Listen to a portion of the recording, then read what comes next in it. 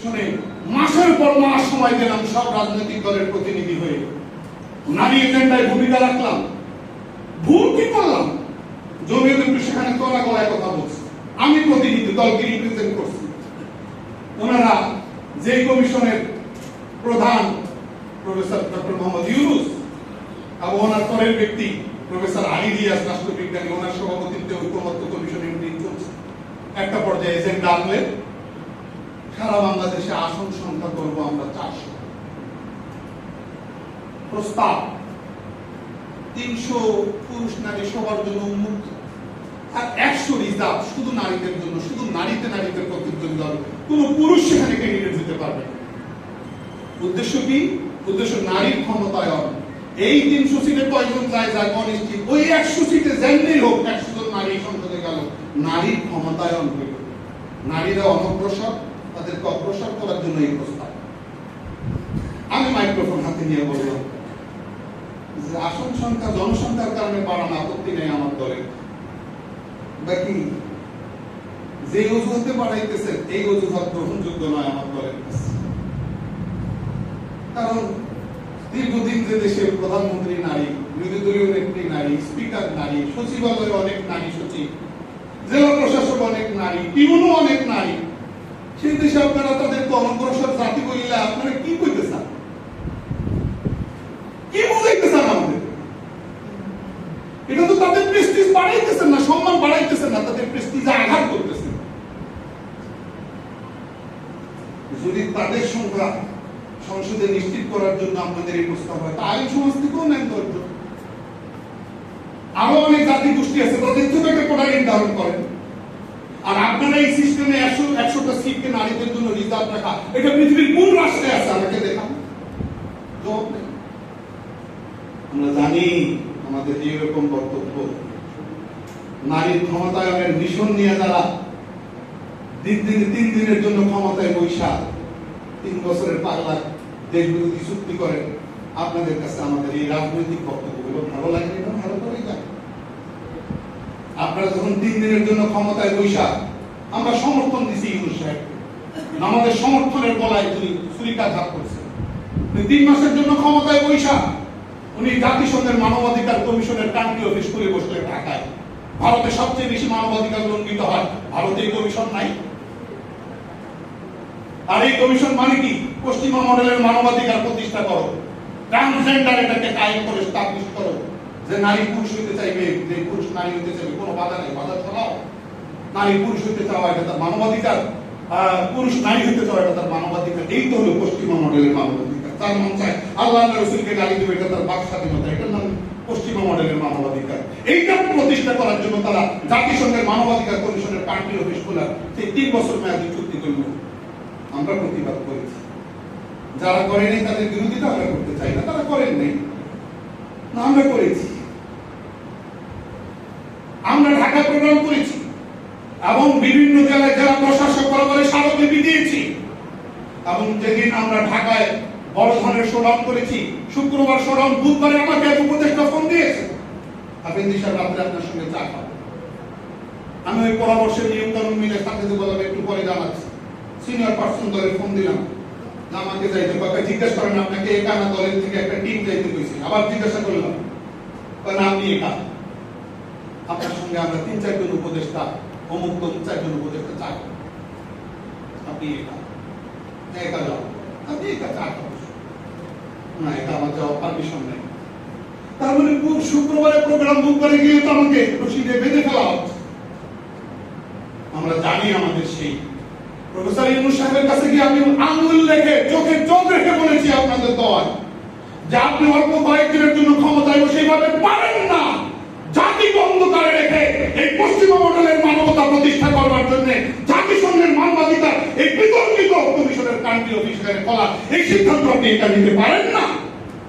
আমরা জানি আমাদের অবস্থান ভালো লাগে না, আমরা জানি অন্তর্বর্তী সরকারের গোড়া কোন জায়গায় এটা আমরা জানি না, আপনারা জানেন না। গোড়া আমেরিকা। যখন আমরা রিটার্ন পাইছি তখন আমরা আওয়াজ তুলছি, আমরা ভারতীয় আধিপত্যবাদ থেকে মুক্ত হয়ে ওয়াশিংটনের বলে বাক্যার জন্য রাজনীতি করি না।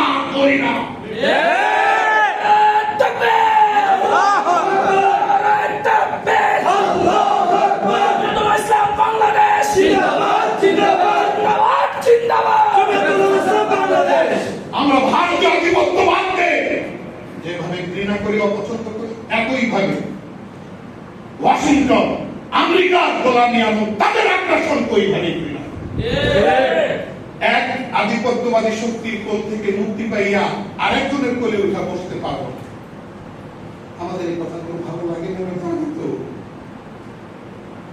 ভালো লাগে না, আমরা বুঝি তো। সেই নির্বাচনের 3 দিন আগে, 72 ঘন্টা আগে আমরা ব্যস্ত, রাজনৈতিক দলগুলো ব্যস্ত, আপনারা বাণিজ্য চুক্তি করে বসলেন অন্ধকার দেখে, যেটার অপর নাম গোলামি চুক্তি। এই জন্য কি আমরা 5 আগস্টে নেমেছিলাম? ওই জাতীয় ফাইলগুলো দয়া করে জবাব দেন। এই জন্য আমরা 36 জুলাই করেছিলাম, এই জন্য আমরা গণঅভ্যুত্থান করেছিলাম। ফ্যাসিজম থেকে রেহাই পেতে চেয়েছি, স্বৈরতন্ত্র থেকে মুক্তি পেতে চেয়েছি, ওয়াশিংটন বা দিল্লি কারো গোলামি করতে চাই নাই। আপনারা গোলামি, কেমন গোলামি চুক্তি? আপনারা বিমান কিনবেন, 14টা বিমান। বিমান কেনার জন্য ফ্রান্স নাই, জার্মান নাই, ইউরোপের অন্য কোনো কান্ট্রি নাই। আপনাকে বই কিনতে হবে, এয়ারবাস কেনা যাবে না, বই এই কোম্পানি থেকেই আপনাকে এয়ারক্রাফট কিনতে হবে 14টা, 45,800। অথচ তার চেয়ে আরো আধুনিক নতুন এয়ারবাস আপনি 30,000 দিয়ে আপনি পাবেন। 30,000 কিনলে কি সেখানকার সুপরজাত পণ্য নতুন নতুন নামে বাংলাদেশের বাজারে ঢুকাবেন, পরিশিষ্টে লেখা। এগুলি কি প্রতিবাদ করার জিনিস না? তো দিল্লির বিরুদ্ধে আওয়াজ দিতে গিয়ে ওয়াশিংটনের বিরুদ্ধে আওয়াজ দেওয়া যাবে না, ওয়াশিংটনের বিরুদ্ধে আওয়াজ দিতে গিয়ে দিল্লির বিরুদ্ধে আওয়াজ দেওয়া যাবে না। এটা ভাই কোন কিতাবে লেখা আছে? কোথায় হাসিয়া মাইনাস কত লেখা আছে? কিতাবটা দেন না, আমরা একটু মোতাবেক করি। এইভাবে আমরা চলছি। আমাদের অবস্থান এরকম হলে আমরা তথাকথিত স্রোতে না যাওয়ার কারণে আমাদেরকে যে পরিকল্পিতভাবে পরাজয়ের দিকে ঠেলে দেবে বুঝি তো। আমরা আজকে যদি ওই স্রোতে থাকতাম, আজকে আমাদের 2-4 জন সংসদে থাকতাম, তাহলে দৃশ্যপট কেমন হতো? এখন একজন, আমরা 4 জনের একজনও জিতি নাই। এখনকার দৃশ্যপট কেমন আছে? 2 দৃশ্যপটকে আগাম পরিকল্পনা করেই তো আমরা গেছি।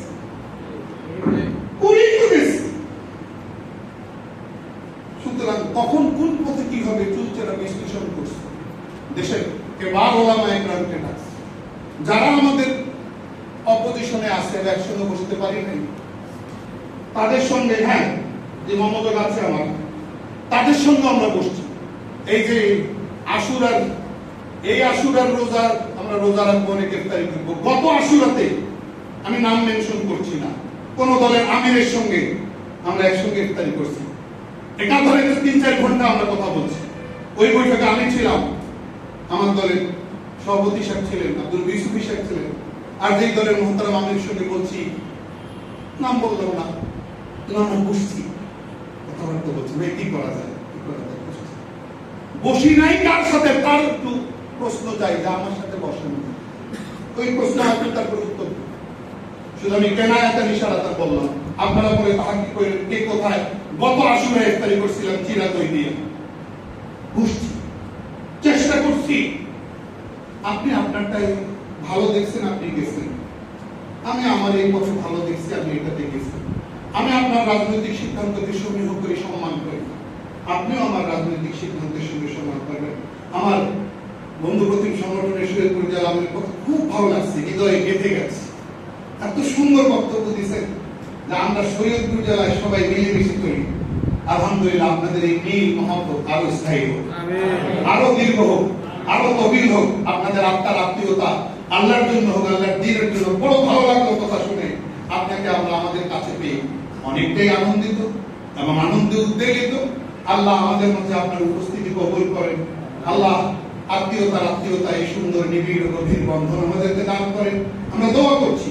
বাকি এটা কারোর সঙ্গে নয়, সবার প্রতি আমাদের শ্রদ্ধাবোধ আছে। তিনি আরেকটা কথা বলছেন, যা চলছে কথা আমিও বলছি, সবাই আমাদের এইভাবে বিভাজন বিভেদের দেয়াল তৈরি করা কাম্য নয়। কিন্তু বিভাজনের বিভেদের জন্ম থেকে হলো সেই গোড়া খুঁজে বের করতে হবে। ইতিহাস অনেক লম্বা। আমরা বিভাজন চাই, আমরা ট্রল পছন্দ করি না। আমি আমার দলের ত্যাগী, দায়িত্বশীল সবাই দৃষ্টি আকর্ষণ করব যে না কটু পন্থায়, খারাপ পন্থায়, বিশ্রী ভাষায় কারো জবাব দিবেন। আপনার কাছে যদি যুক্তি থাকে, দলিল থাকে, মাধুর্যপূর্ণ আঙ্গিকে আপনি জবাব দেন, না হলে আপনি নীরবতা পালন করেন। কিন্তু আমাদের বড়রা আমাদেরকে এইভাবে আক্রমণ করা শেখায় নাই। আমরা কাউকে আক্রমণ করার জন্য বক্তব্য দিচ্ছি না, বরং আমাদের রাজনৈতিক পলিটিক্যাল আমাদের পলিটিক্যাল যে আইডিওলজি, আমাদের যে রাজনৈতিক দৃষ্টিভঙ্গি সেটাকে ক্লিয়ার করা আমার দিক থেকেও আমি আমার করণীয় মনে করি, এবং আপনার দিক থেকেও আপনার শোনা আমি জরুরি মনে করি। এই জন্যই বলছি, কথা না হলে বলতাম। হয়ে গেছে অনেকের প্রশ্ন, কি পাইলাম? ঘরের ডিম কিছুই পাইনি, হ্যাঁ ডিম একটাও পাইনি, কি হয়েছে? ডিম পাবো না একটাও, তখন কি হবে? এটা মাথায় নিয়েই তো বসে গেছে। মাসাজিদ মাদারিসকে হেফাজত করা। আমার অনেক বন্ধু এখানে বলে গেছেন, সভাপতি বলে গেছেন যে পাকিস্তান জমিয়ত সভার সাথে কাজ করে ওখানকার বিষয় এখানকার বিষয়কে এক করা যাবে না। মৌলানা ফজলুর রহমান সাহেবের মধ্যে এত বড় বিগ লিডারকে জিজ্ঞেস করা হয়েছিল যে মৌলানা আসাদ মাদানী সাহেব জমিয়ত উলামা এই প্যাটার্নে রাজনীতি করে, আর আপনি আর এক প্যাটার্নে রাজনীতি করেন, উভয়টাই জমিয়ত, আপনি করেন রাজনৈতিক জমিয়ত, ইন্ডিয়া ওনারা করেন অরাজনৈতিক জমিয়ত, দুইটাই জমিয়ত, আপনার প্যাটার্ন একরকম, জমিয়ত উলামা ভারতে ইন্ডিয়ার প্যাটার্ন আরেক রকম। এত বড় প্রভাবশালী নেতা উত্তর দিতেছে মিডিয়াকে, আমি সামনে বসা, যে वो मुस्लिम अकलियत में सियासत करते हैं, वो मुस्लिम अकलियत मुल्क में रहकर सियासत करते हैं, हम मुस्लिम अक्सरियत मुल्क में रहकर सियासत करते हैं, लिहाजा सियासत का नहज दोनों मुल्कों में कभी एक नहीं हो सकता।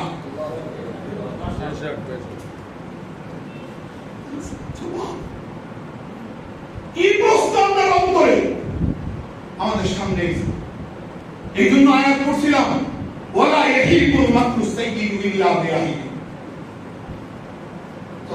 চক্রান্তকারীকে ধরবে, আমি চক্রান্তে না ফাঁসলে না।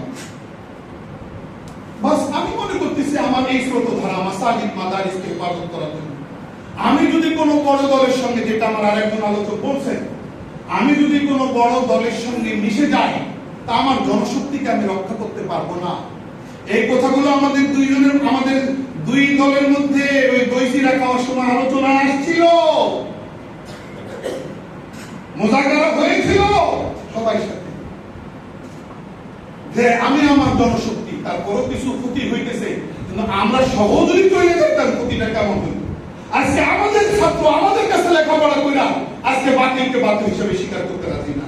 তারা মনে করতেছে এখানে ছাড় দেওয়া, আসলে ছাড় কোন জায়গায় দিতে হবে, কোন জায়গায় দেওয়া যাবে না, এটাও তো একটা তাদাব্বুরের জিনিস, তাফাক্কুরের জিনিস।